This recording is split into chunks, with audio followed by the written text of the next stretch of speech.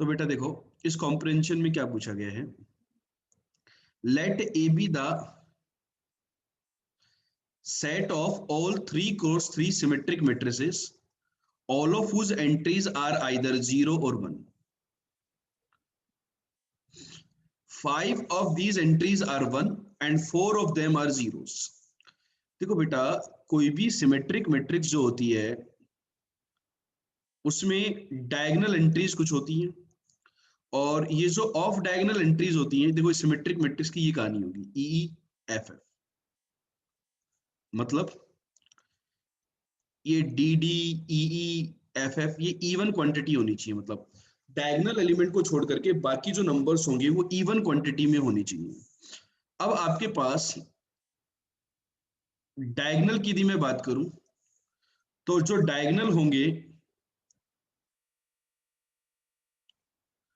वो या तो 3 1 हो जाए, क्योंकि 1 मेरे पास 5 है, कितने 1 5 है, तो तीनों 1 ये हो जाए, और 2 1 हो जाए, सॉरी 2 0 हो जाए एंड 1 1 हो जाए डायगोनल के अंदर। तो ये बात क्लियर हुई कि नहीं हुई, पहले ये नोट करो आप लोग कि जो डायगोनल हो उसके अंदर या तो 3 1 हो, तो 3 यदि 1 होंगे डायगोनल के अंदर तो ये वाला केस बनेगा, देखो 1 1 1। तो अब देखो D D E E F F, अब डीई एफ में से कोई एक, डीई एफ में से कोई एक तो 1 लेगा, तो 1 रखने के 3 तरीके, डीई एफ में से किसी एक को सिलेक्ट किया और वहां 1 रख दिया, अब बची हुई 2 जगह 0 आएगा तो उनको रखने का एक तरीका, तो ये कितने हो गए 3 तरीके हो गए। सभी लोगों को ये बात क्लियर हुई कि नहीं हुई कि इस प्रकार की यदि डायगोनल वाले तीनों 1 होंगे तो टोटल जो केसेस आएंगे वो 3 आएंगे, टोटल सिमेट्रिक मैट्रिसेस 3 बनेंगी डायगोनल यदि तीनों 1 हुए तो। बच्चों ये क्लियर हुआ कि नहीं हुआ, जल्दी बताओ, हो गया? जल्दी नोट करो इसको, फिर मैं आगे नोट कराऊंगा आपको।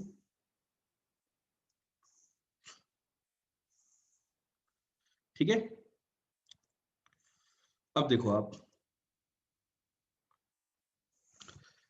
यदि डायगोनल जो है ना, डायगोनल उसके अंदर 2 जीरोस और 1 1 आ जाए,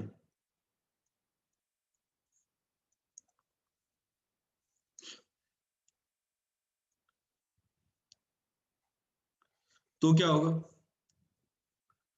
अब देखो डायगोनल में 3 पोजीशन है, अब इन 3 पोजीशन पर 2 0 और 1 1 को अरेंज करने के तरीके, फैक्टोरियल 3 अपॉन फैक्टोरियल 2, थोड़ा सा पीएनसी का यूज है बेटा यहाँ पर। 3 ऑब्जेक्ट एक अलग अलग होते हैं तो उनका अरेंजमेंट होता है फैक्टोरियल 3, और उनमें से 2 एक जैसे होते हैं तो उनका अरेंजमेंट ये होता है, तो माना 0 यहाँ आ गया, 0 यहाँ आ गया, 1 आ गया। कुछ बच्चे बोल रहे हैं कि सर डायगोनल में 2 1 नहीं हो सकते क्या? बेटा डायगोनल में यदि 2 1 हो गए तो बेटा जो बाकी के एलिमेंट है ना, आप उनको ध्यान देखो, बाकी के एलिमेंट इवन क्वांटिटी में होने चाहिए, देखो D D E E F F, तो जो भी नंबर होंगे वो इवन क्वांटिटी में होने चाहिए, इवन में, क्योंकि रिपीट कर रहे हैं ना। तो यदि आपने 2 1 यहाँ रख दी तो 3 1 बचे, तो 3 1 को कहाँ यूज में लोगे आप? डी डी में ही ले लिया तो फिर 1 बच जाएगा। इस कारण 2 ही पॉसिबिलिटी है कि या तो तीनों 1 डायगोनल में हो, या 2 0 और 1 1 हो। 2 0 और 1 1 होने से क्या हुआ, आपके पास 2 0 बच गए और 4 1 बच गए। ये ऑफ डायगोनल एलिमेंट्स के लिए, किसके लिए? ऑफ डायगोनल एलिमेंट्स के लिए।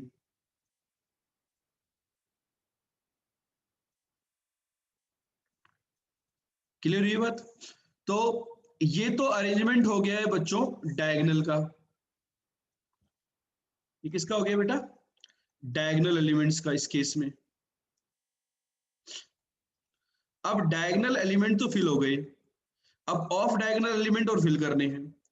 तो डी ई और एफ ये 3 लोग हैं, ये तो रिपीट करेंगे सेम, 2 तो 0 है और 4 1 है, तो इन तीन में से एक जगह जीरो आएगा, कौन सी जगह आएगा? तीन में से कोई भी एक जगह सेलेक्ट करी, एक जगह डी ई एफ में से वहां जीरो रख दिया, माना डी की जगह जीरो रख दिया तो ऑटोमेटिकली यहाँ पर भी जीरो आ गया। तो तीन तरीके हो गए, डी एफ में से कहीं पर भी, और बाकी जगह क्या आएगा? 1 1 1 1 आएगा सब जगह। तो ये भी 3 और ये भी 3, तो ये कितना आ गया? 9। तो पहले केस से आया था 3 लोग और दूसरे केस से आए 9 मैट्रिसेस। तो टोटल कितने मैट्रिसेस पॉसिबल है बेटा? 12 मैट्रिसेस पॉसिबल हैं यहाँ पर। तो number of possible matrices in set A is 12। ये हो गया हमारा question number 1 in JEE advance 2009 on the house of matrices and determinant. ये बात बच्चों क्लियर हुई कि नहीं? जल्दी से बताओ।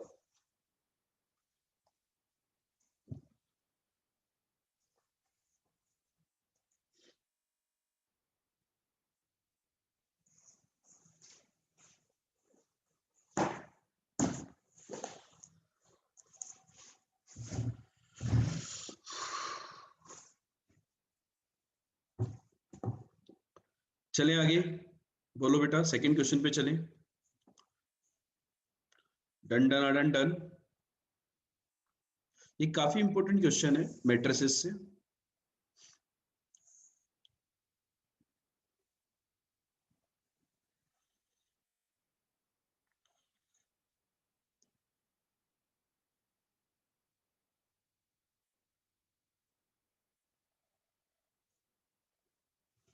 देखो बेटा, इसी ए में उन मैट्रिसेस के बारे में पूछा गया है जिसके लिए ये system of equation a into X Y Z equal to G, right hand side में 1 0 0 है, इसका यूनिक सॉल्यूशन हो। तो बच्चों आपको याद होगा ax इक्वल टू बी का यूनिक सॉल्यूशन कब होता है? सिस्टम ऑफ इक्वेशन में हमने पढ़ा था, ये तब होता है जब डिटर्मिनेंट ऑफ ए की वैल्यू नॉन जीरो हो। ठीक है, अब डिटर्मिनेंट ऑफ ए जो है वो नॉन जीरो होना चाहिए। तो बेटा देखो, हमने देखो जो केस 1 लिया था कि डायगोनल एलिमेंट तीनों 1 1 थे।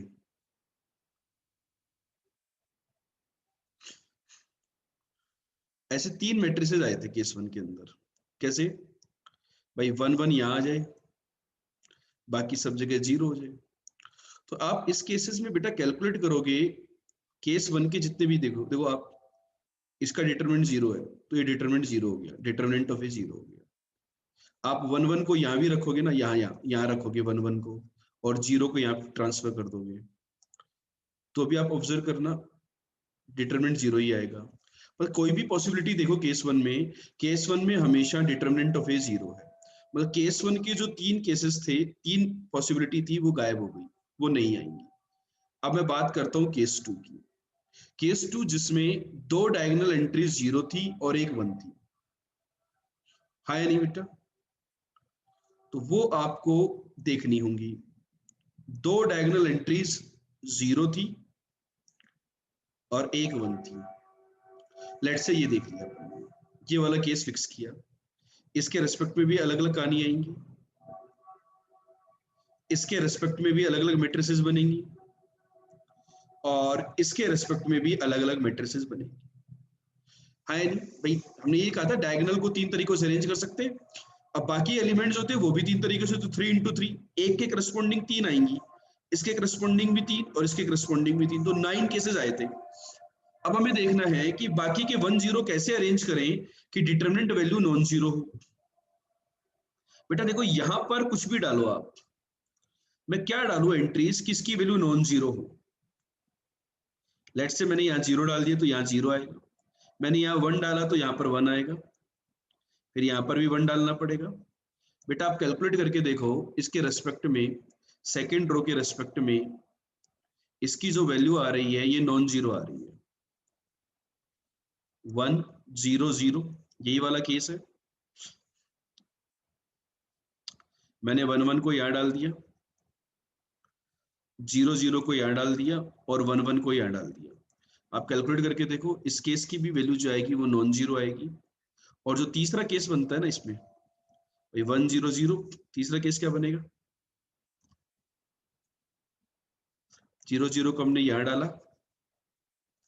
0 0 को हमने यहाँ डाला, तीसरा केस बनेगा 0 0 को आपने यहाँ डाला और 1 1 1 ही आएंगे। आप इसको कैलकुलेट करोगे बेटा तो ये 0 आएगा, तो ये वाला केस एक्सेप्ट नहीं होगा, ये एक्सेप्ट हो गया और ये एक्सेप्ट हो गया। इन केसेस में डिटर्मिनेंट ऑफ ए जो आ रहा है वो नॉन जीरो के इक्वल आ रहा है। ठीक है, ये बात क्लियर हुई कि नहीं हुई? दो केस आ गए। अब इसकी पॉसिबिलिटी देखते हैं दूसरे वाले की, 0 1 0 वाले की। इसमें भी दो तो जीरो डालने हैं, लो दो जीरो डाल दिए, दो जीरो डाल दिए, 1 1, बाकी के 4 1 1 डाल दिए, ये 4 डाल। आप ओपन करो इसके रेस्पेक्ट में, ये नॉन जीरो आ रहा है। इसकी दूसरी पॉसिबिलिटी, यहाँ 1 1 डाल दिए, यहाँ भी 1 1 डाल दिए और ये 0 0 डाल दिए, ये भी नॉन जीरो आ रहा है। ये एक्सेप्ट हो गया, ये एक्सेप्ट हो गया। और जो तीसरी पॉसिबिलिटी होती है 0 1 0 की, देखा जाए तो 0 1 0 की जो तीसरी पॉसिबिलिटी होगी, भाई पहले केस में 0 0 यहाँ आया, दूसरे केस में 0 0 यहाँ आया और तीसरे केस में 0 0 यहाँ आएगा। आप देख सकते हो इसको ओपन करके, इसकी वैल्यू जो होगी वो कितनी होगी? 0 होगी, तो ये वाला केस रिजेक्ट हो जाएगा। तो जैसे दो केस यहाँ पर आए, दो केस यहाँ पर आए, सिमिलरली दो केस ही बेटा यहाँ पर भी आने वाले हैं। 1 1 1 1 0 0, एक तो ये होगा 0 0 1 1 1 0 0 और 1 1, चेक करो, एक ये होगा। दो पॉसिबिलिटी यहाँ पर आएंगी और इसमें भी जो तीसरा पॉसिबिलिटी होगा दैट इज 0 0 1, हमने 0 0 को यहाँ ले लिया, यहाँ ले लिया, यहाँ पर ये कहानी भी आपकी 0।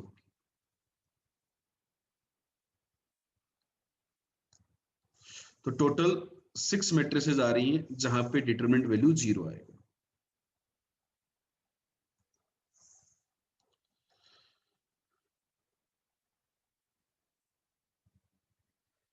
ठीक है बेटा, हम यही तो कह रहे हैं ना, determinant of value non zero होनी चाहिए। यहाँ पर हर केस के करस्पॉन्डिंग ये जो 3 केसेस बन रहे थे उनमें से 2 केसेस के अंदर डिटरमिनेंट वैल्यू नॉन जीरो है।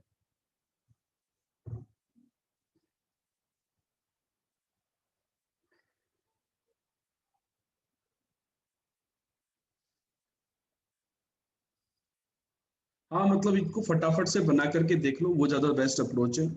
केसेस बना करके ही देखने होंगे, ये प्रॉब्लम इसीलिए लेंदी था। ठीक है, लेकिन अपन देखो ऑप्शन से जा सकते हैं। ऑप्शन से कैसे जाएंगे बेटा? देखो ऑप्शन से मतलब ये 3 केस रिजेक्ट हो गए थे, तो मतलब 9 या 9 से छोटा होगा। और यहाँ पर जब केसेस बनाओगे ना तो वहां से समझ में आ जाएगा आपको, तो इसलिए एटलीस्ट 4 बट लेस देन 7, इस टाइप का केस बन रहा है यहाँ पर। ठीक है, तो बी ऑप्शन यहाँ पर आपका आंसर आ जाएगा।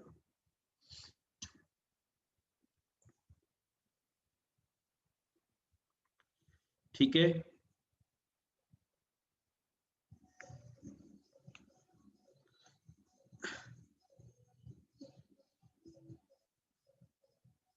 अब बेटा इसमें देखो एक चीज और समझो आप, ये सारे केसेस बनाने से फायदा क्या हुआ, ध्यान से समझना। मैंने ये 9 मैट्रिसेस लिख दिया, ठीक है, और 6 केसेस यहाँ पर बन गए थे अपने। और जो केस 1 के जो 3 केसेस थे ना, मैं वो भी लिख रहा हूँ यहाँ पर, एक बार ध्यान से समझना। केस 1 के जो 3 केसेस थे ना, केस 1 के, केस 1 में डायगोनल एलिमेंट 1 1 थे। देखो डायगोनल एलिमेंट 1 1 थे, तो 2 1 1 रखने थे, 1 1 0 0 0 0। एक केस ये था 1 1 1 0 0 1 1 0 0। चेक कर लो, ये 3 केसेस बन रहे थे। सॉरी 1 1 1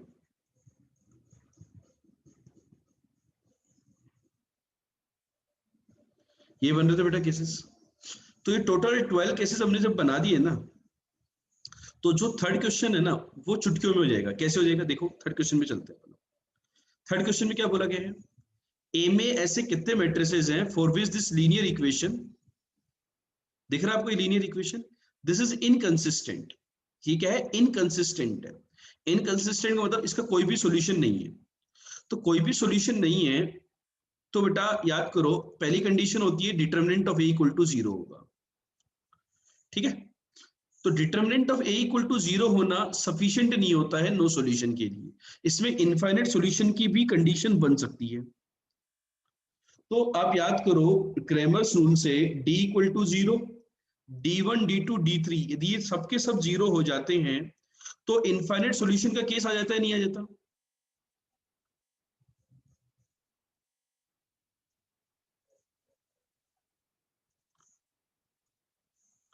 ये आ जाता नहीं आ जाता? तो यहां पर भी बेटा देखो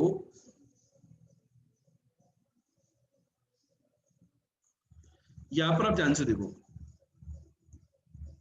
कि ये जो है कहानी क्या होगा यहां पर, जो 12 मैट्रिसेस थे उनमें से 3 तो ये और 3 ये, 6 के केस में डिटरमिनेंट 0 था या नहीं था? तो 6 थे डिटरमिनेंट 0, 6 के केस में 1 2 और 3, बताओ सब लोग 6 के केस में डिटरमिनेंट 0 थे। अब 6 के केस में डिटरमिनेंट 0 थे, उनमें से ये चेक करना होगा कि कितने सॉल्यूशन d1 d2 d3 को भी 0 बना रहे हैं, कितने सॉल्यूशन d1 d2 d3 को भी सॉल्यूशन बना रहे हैं,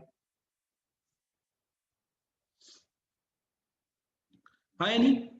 तो आप ये देखो यहां पर देखो 1 0 0 1 0 0 d1 को डालोगे यदि आप किसी भी सिस्टम में अंदर d1 को, जैसे ये वाला केस है,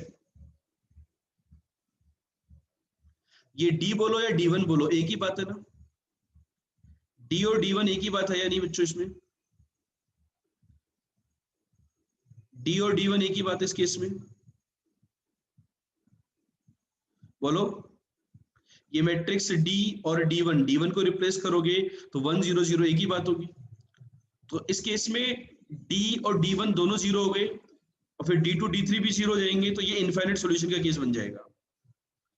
जैसे अपन इस केस को ले लेते हैं, इस केस को, इसमें d2 0 है, ये और d2 एक ही बात है, बताओ ये और d2 एक ही बात है क्या?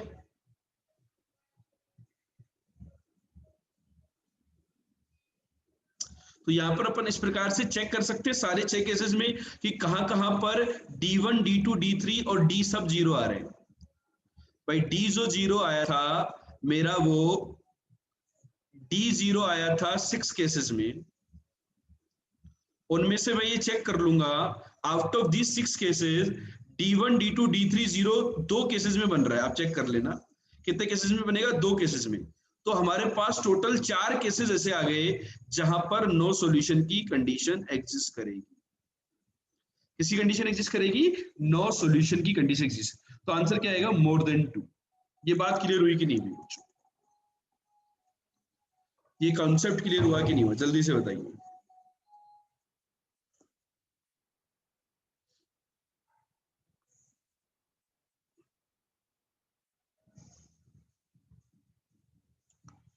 ठीक है, यहां पर आपको ये सारी जो पॉसिबिलिटीज हैं यहां पर d1 d2 d3 इन सब की वैल्यूज को चेक करना होगा।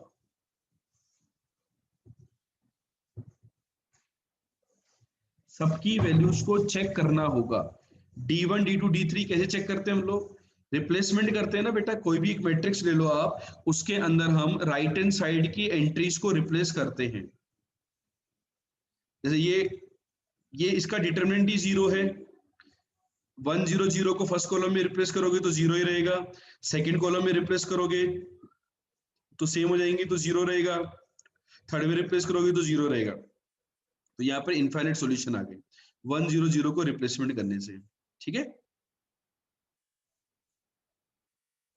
इसी प्रकार से किसी एक और पॉसिबिलिटी में आप रिप्लेसमेंट कर दीजिए, किसी भी एक में चेक कर लेंगे, इसमें करेंगे, इसमें करके देखेंगे, इसमें करके देखेंगे, इसमें करके देखेंगे और इसमें करके देखेंगे। तो कौन कौन से में d1 d2 d3 सारे के सारे 0 आ रहे हैं, वहां पर आपका जो नंबर ऑफ सॉल्यूशंस होंगे वो इनफाइनाइट होंगे। बाकी सभी केसेस में आपके नो सॉल्यूशन की कंडीशन आएगी। क्लियर हो गया? तो ये था बच्चों जो कि कॉम्प्रिहेंशन 2009 में जेईई एडवांस में पूछा गया था।